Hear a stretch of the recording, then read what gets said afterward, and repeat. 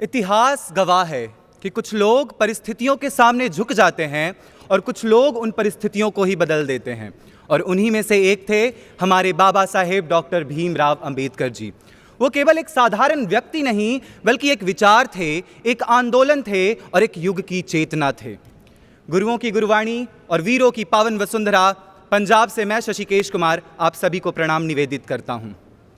एक बार एक कक्षा में एक प्रश्न पूछा गया कि ऐसी कौन सी चीज़ है जिसे हम देख तो सकते हैं परंतु छू नहीं सकते। उस समय बच्चों ने इसके अनेक उत्तर दिए। किसी ने कहा हम आकाश को देख तो सकते हैं परंतु छू नहीं सकते। किसी ने कहा हम सूरज को देख तो सकते हैं परंतु छू नहीं सकते। लेकिन उसी कक्षा के बाहर पढ़ने वाले एक विद्यार्थी ने डबडबाई आंखों के साथ पानी से भरे घड़े की ओर देखते हुए कहा, मैं प्यास से मर तो रहा हूं, इस घड़े को देख तो सकता हूं लेकिन छू नहीं सकता, क्योंकि मैं एक अछूत जाति का बालक हूं। और वह बालक कोई और नहीं बल्कि हमारे संविधान के निर्माता हमारे बाबा साहेब डॉक्टर भीमराव अंबेडकर जी थे।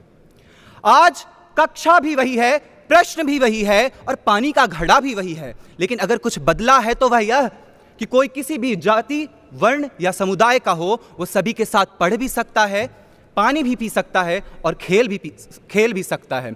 और केवल इतना ही नहीं, एक महिला आदिवासी के रूप में इस देश के सर्वोच्च पद पर बैठकर राष्ट्रपति के रूप में प्रगति का मार्ग भी प्रशस्त कर सकता है।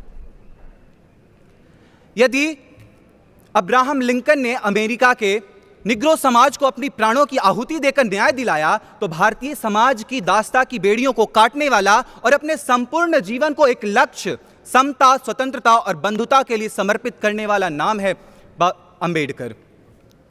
कोलंबिया विश्वविद्यालय हो या लंदन स्कूल ऑफ इकोनॉमिक्स, इन स्थानों पे केवल एक भारतीय की प्रतिमा लगी है और वह है हमारे बाबा साहेब अंबेडकर जी। उनकी विद्वत्ता का आलम यह था कि उनके पास 32 विषयों में डिग्री और 3 विषयों में डॉक्टरेट की उपाधि थी। और जब उनका निधन हुआ तो उनके पास 35,000 से ज्यादा पुस्तकों का भंडार पाया गया। उन्होंने कहा था, शिक्षा वह शेरनी का दूध है, जितना पियोगे उतना दहाड़ोगे। और यह भी कि आपके पैरों में जूते हो या ना हो, लेकिन आपके हाथों में पुस्तक होना आवश्यक है, क्योंकि वह जानते थे असली आजादी पुस्तक में है, कलम में है और विचारों में है।